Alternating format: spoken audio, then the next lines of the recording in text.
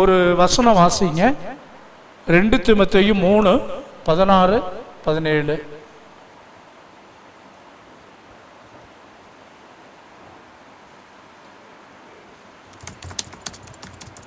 Second Timothy chapter 3 verse 16 and 17.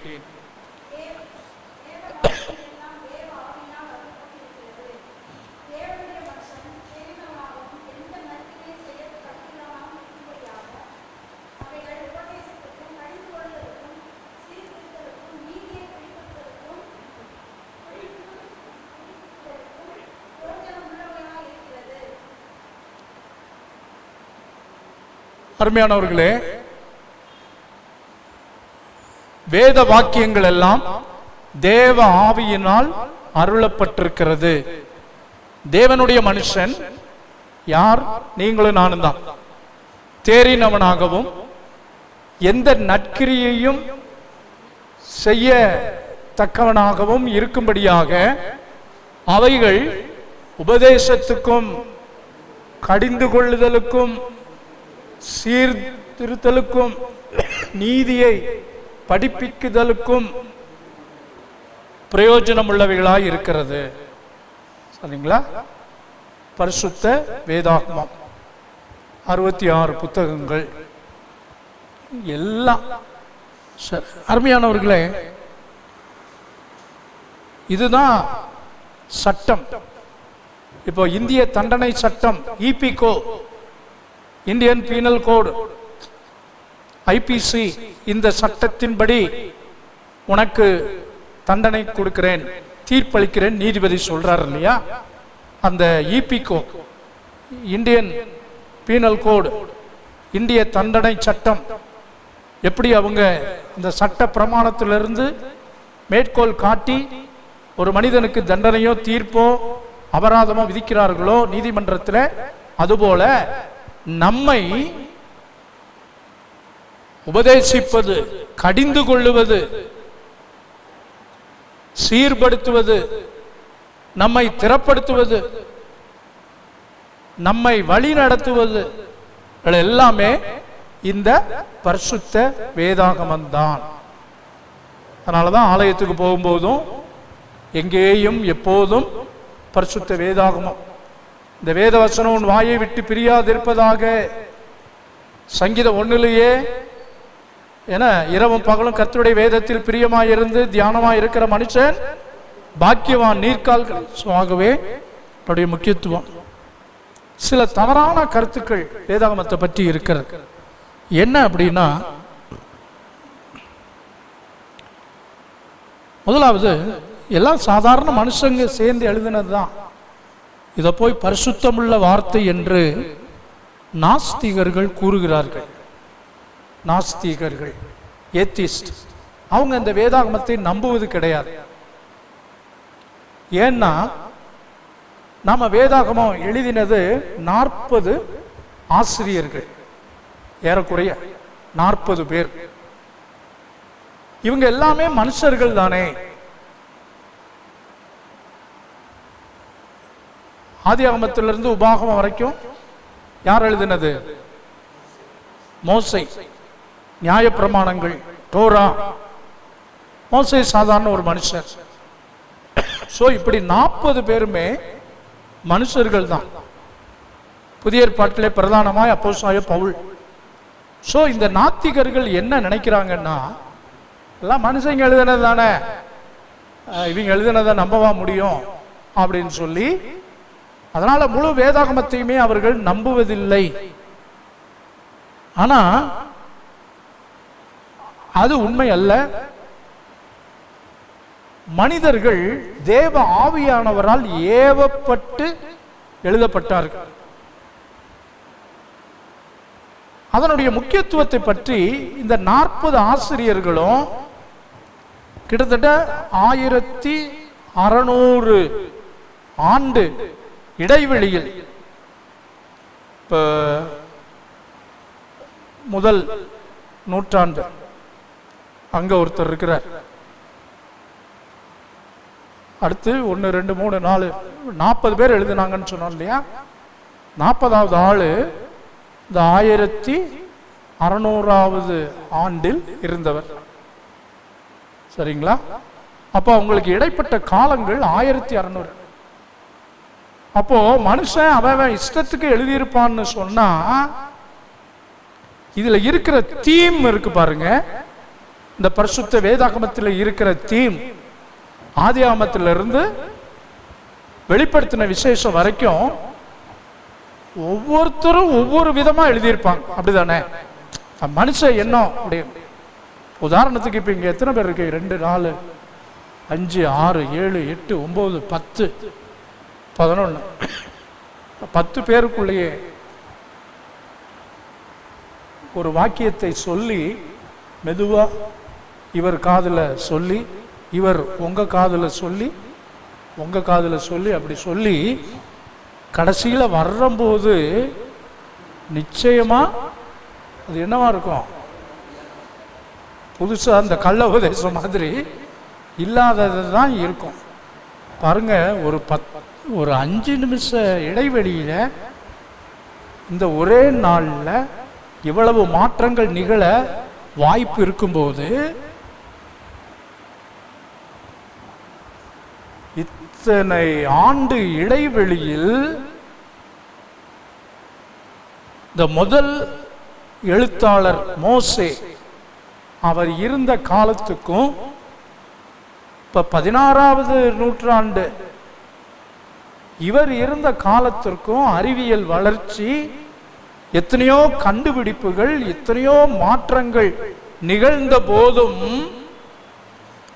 ஆதியாகமத்திலே ஸ்திரீயின் வித்தாக வெளிப்படுகிற கர்த்தராகிய இயேசு கிறிஸ்து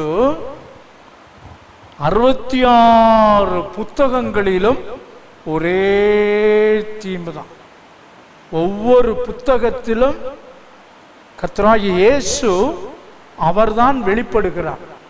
காரணம் என்ன? அதை எழுதிய ஆக்கியோன்களை பரிசுத்த ஆவியானவரே வெளிப்படுத்தின விசேஷத்துல வரப்போகிற மேசியா, ராஜாதி ராஜா, ஆதியாகமத்தில் ஆரம்பிச்சு வெளிப்படுத்தல ஒரே தீம். இதனாலதான் இந்த பரிசுத்த வேதாகமம் தேவனால் எழுதப்பட்டது. சிலர் அதுல குறை இருக்குன்னு சொல்றாங்க. குத்தம் கண்டுபிடிக்கிறதுக்கு எல்லா குறைய, சிலருக்கு எதை பார்த்தாலும் குறை, இது குறையுள்ள புத்தகம் அப்படின்னு சொல்றாங்க. ஆனால் வேதம் என்ன சொல்லுகிறது என்றால், வேதாகமம் பிழையற்றது. சங்கீதம் 19ல் 7-8 வசனங்கள் விதமாக, கர்த்தருடைய வேதம் குறைவற்றதும் ஆத்துமாவை உயிர்ப்பிக்கிறதுமாயிருக்கிறது. கர்த்தருடைய சாட்சி சத்தியமும் பேதையை ஞானியாக்குகிறது. கர்த்தருடைய நியாயங்கள் செம்மையும். இப்படி நிறைய வசனங்கள். அது மட்டுமல்ல பிரியமானவர்களே, கர்த்தர் உரைத்ததாவது கர்த்தர் உரைக்கிறார் அப்படின்னு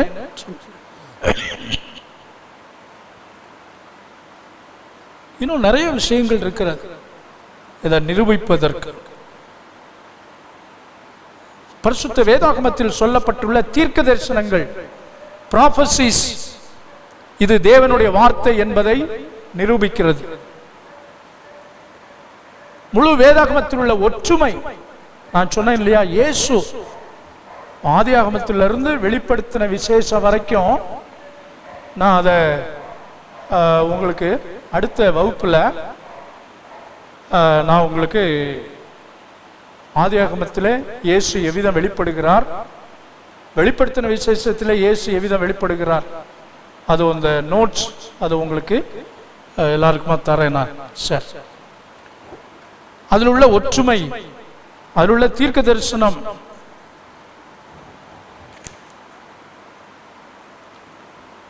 மூன்றாவது கர்த்தராகிய இயேசு கிறிஸ்து பழைய ஏற்பாட்டை அவர் ஏற்றுக்கொண்டிருக்கிறார், வேத வாக்கியமாக அவர் ஏற்றுக்கொண்டிருக்கிறார். லூக்கா 24ஆம் அதிகாரம் 27, 44, 45 வசனங்களிலே ஆண்டவரை சொல்லியிருக்கிறாரு. வானமும் பூமியும் ஒளிந்து போனாலும் நியாய பிரமாணத்தில் உள்ளதெல்லாம் நிறைவேறும், அதில் ஒரு சிறு எழுத்தாகிலும் ஒரு எழுத்தாகிலும் எழுத்தின் உறுப்பாகிலும் ஒளிந்து போவதில்லை. அது மட்டுமல்ல, 4வது பாயிண்ட் என்ன அப்படின்னா, அதாவது வேதவசனம் எவ்வளவு முக்கியத்துவம் வாய்ந்தது, இதிலே குறைவேதும் இல்லை. ஒன்று, அதில் சொல்லப்பட்டுள்ள தீர்க்க தரிசனம் எல்லாம் நிறைவேறிட்டு வருது. சரிங்களா? கர்த்தராகிய இயேசு கிறிஸ்துவை குறித்து சொன்ன தீர்க்க தரிசனங்களே ஏசாயா 9:6 சொல்லப்பட்டதே மத்தேயு 1 நிறைவேறியது இல்லையா? ஸோ இப்படி நிறைய தீர்க்க தரிசனங்கள் பார்க்கும். முழு வேதாகமத்தில் உள்ள ஒற்றுமை,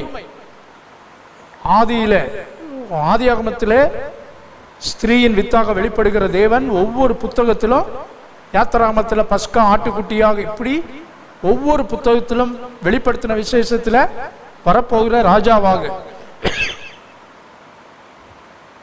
3வது, இயேசு கிறிஸ்துவே பழைய ஏற்பாட்டில் உள்ள வசனங்கள், நியாய பிரமாணம் அது தேவனால் அருளப்பட்டது என்று அவரே ஒத்துக்கொள்ளுகிறார், ஏற்றுக்கொண்டார். 4வது, எத்தனையோ ஆண்டுகள் ஆயிற்று இந்த வேதாகமம் அழிக்கப்பட முடியவில்லை.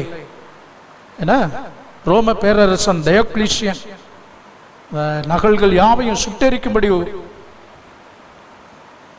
ஆனால் பரிசுத்த வேதாகமம் இன்றைக்கும் அது நிலைத்திருக்கிறது. சில ஆண்டுகளிலேயே இவனுக்கு பின்னாக வந்த கான்ஸ்டன்டைன் ரோம சக்கரவர்த்தி கிறிஸ்துவ மார்க்கத்தை ராஜாங்க மதமாக மாற்றினான். அதாவது அந்த ரோம பேரரசன் டயோக்ளீசியன் என்ன செய்தான், வேதாகமங்களை எல்லாம் எரித்து அதன் நினைவாக ஒரு நாணயத்தை வெளியிட்டான். அதில் என்ன அச்சிடப்பட்டிருந்தது என்றால், கிறிஸ்தவ மார்க்கம் அழிக்கப்பட்டு விட்டது, நமது தேவர்களின் ஆராதனை மறுபடியும் தொடருகிறது அப்படின்னு சொன்னான். ஆனால் சில ஆண்டுகளிலேயே இவனுக்கு பின்வந்த ரோம பேரரசன் இயேசுவை ஏற்றுக்கொண்டு கிறிஸ்தவனானான். கிறிஸ்தவ மார்க்கம் ராஜாங்க மார்க்கமாயிற்று. கான்ஸ்டன்டைன், இந்த அடையாளத்தினாலே நீ வெல்லுவாய். நான் குட் ஃப்ரைடே அன்றைக்கு ஈவினிங் சிலுவையின் மேன்மையை குறித்து சொன்ன செய்தியில அது இடம்பெற்றிருக்கிறது. சரிங்களா? கிறிஸ்தவ சாம்ராஜ்யமாகி அநேகர் கிறிஸ்தவர்களானார்கள், சலுகைகள் அறிவிக்கப்பட்டது. கர்த்தருக்கே மகிமை உண்டாகும். திருச்சபையின் மறுமலர்ச்சி காலத்தில் இதை தடை விதித்தார்கள். ஆனாலும் வேதாகமம், டிண்டேல் ஆங்கிலத்தில் மொழிபெயர்த்தார், அவரை தீ வச்சு எரிச்சாங்க. ஜெர்மனியில் உள்ள ஒரு பட்டணத்தில் சுட்டெரித்தார்கள்.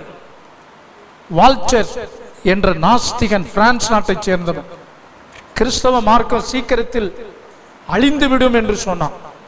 மியூசியத்தில் தான் பார்க்கணும், பைபிள் எல்லாம் வேற எங்கேயுமே பார்க்க முடியாதுன்னா.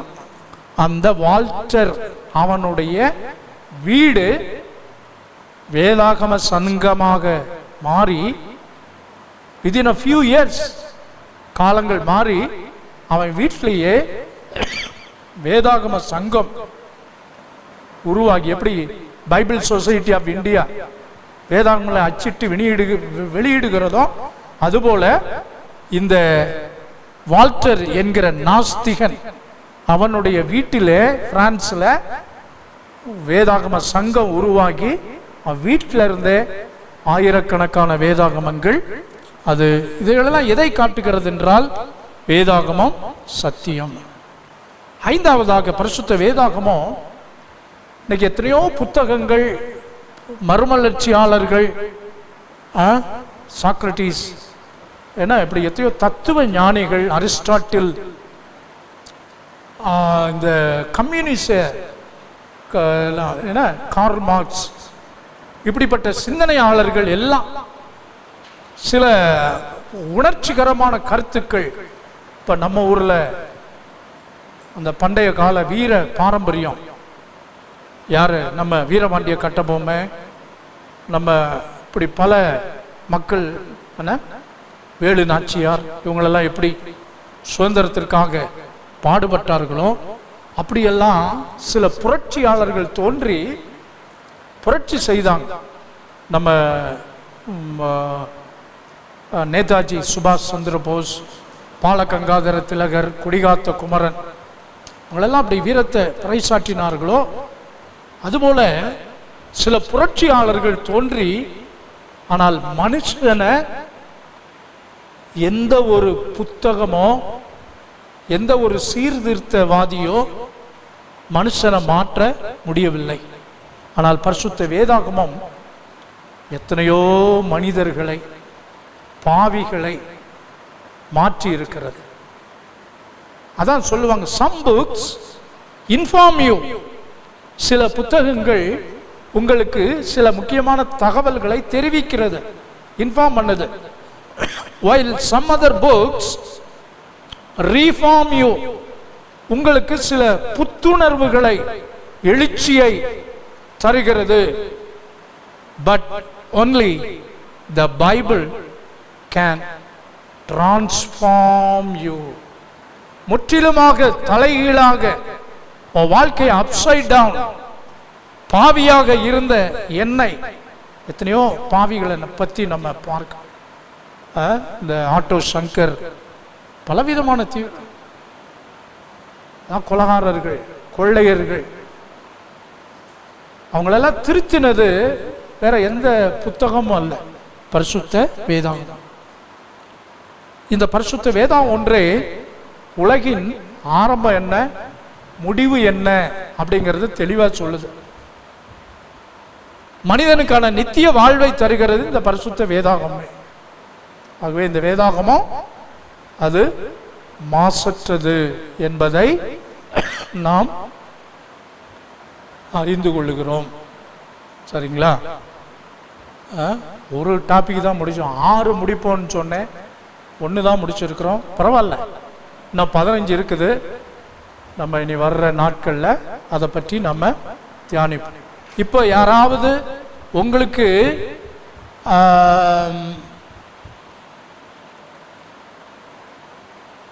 only the Bible can transform. Some books inform you, some other books reform you, but or only the Bible can transform us. நம்மை முற்றிலும் மறுரூபமாக்குவது பரிசுத்த வேதாகமம் ஒன்றே. சரிங்களா? ஸோ இப்போ நீங்கள் ஆயத்தமாக இருக்கணும். சிலர் வந்து சொல்லுகிறார்கள், யா பைபிள் மனுஷனால எழுதப்பட்டது தானே, அதுல குறை இருக்க வாய்ப்பு உள்ளதே அப்படின்னு சொல்றாங்கன்னு வச்சுக்கோங்க. நீங்க என்ன சொல்லணும்?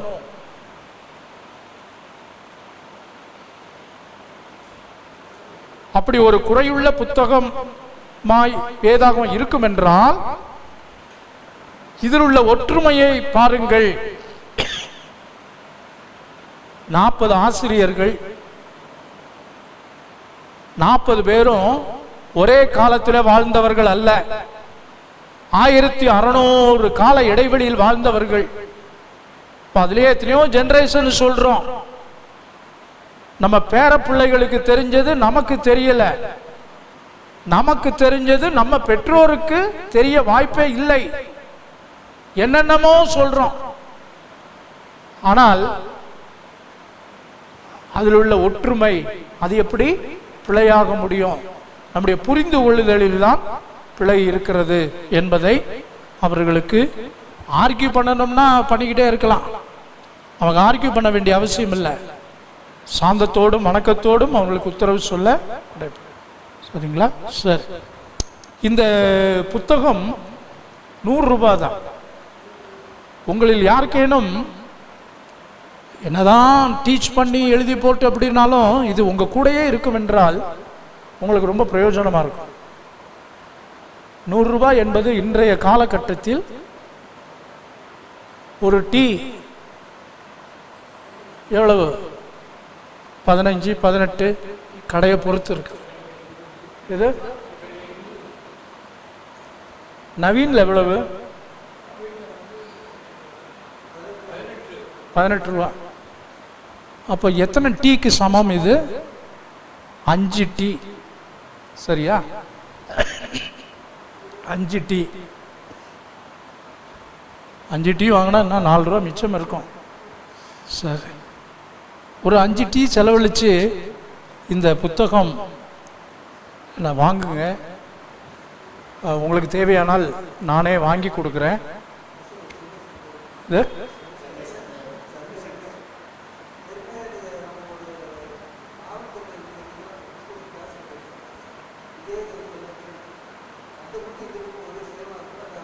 இல்லை இல்லை, எல்லாம் ஒரே தான். ஒருவேளை அட்டை படம் வேணால் மாறுமா இருக்கும். அது புக்கு வச்சுருக்கிறீங்களா? சார் ரொம்ப சந்தோஷம். ஆனால் பயன்படுத்துங்க. வேணுமா உங்களுக்கு? சரி, உங்களுக்கு நான் வாங்கி தருகிறேன். சொல்லி கொடுக்கப்படுகிற அந்த பிரதர் சொன்னது போல் எல்லாமே இந்த 6 புத்தகங்களுமே எல்லாருக்கும் வாங்கி நீங்கள் தான் காசு கொடுத்து தான் வாங்கினீங்க. எல்லாருமே வச்சுருக்குறாங்க. ஆரம்ப காலங்களில் இந்த பைபிள் ஸ்டடி அதெல்லாம் நடத்தி நம்ம எல்லாம் வீட்டு சபை பயிற்சியெல்லாம் பெற்றோம். ஓகே, ஆகவே இந்த பாடத்தை வர்ற நாட்களே படிப்போம், ஜெபிப்போம். கிருபை நிறைந்த நல்ல ஆண்டவரே, வேதாகம அடிப்படை உபதேசங்கள், அதில் நல்ல உபதேசங்கள் 16ல் ஒன்றை வேதாகமம் தேவ ஆவியினால் ஏவப்பட்டு எழுதப்பட்டிருக்கிறது. இந்த ஒரு பாடத்தை படிச்சிருக்கிறோம். இதில் பங்கேற்ற இந்த 10 பேர் கர்த்தரவர்களை ஆசீர்வதிங்க. தேவ கிருபை. தடைப்பட்ட மக்களை நினைக்கிறோம். கர்த்தர் அவர்களையும் அடுத்த வேதபாட வகுப்புக்கு கொண்டு வாங்க. நாம மகிமைப்படட்டும். நாங்கள் ஏறெடுத்த ஜெபங்கள் சமூகத்தில் எட்டட்டும். உங்களுடைய கிருபை எங்களோடு இருக்கட்டும், வழி நடத்தும். சத்தியத்தை கற்றுக்கொண்டவர்களாய் மாத்திரமல்ல, அதன்படி நடக்கவும் எங்களுக்கு கிருபை செய்யும், வழி நடத்தும். கர்த்தராகிய இயேசுவின் நாமத்தில் பிதாவே, ஆமென். ஆத்துமாவே கர்த்தரை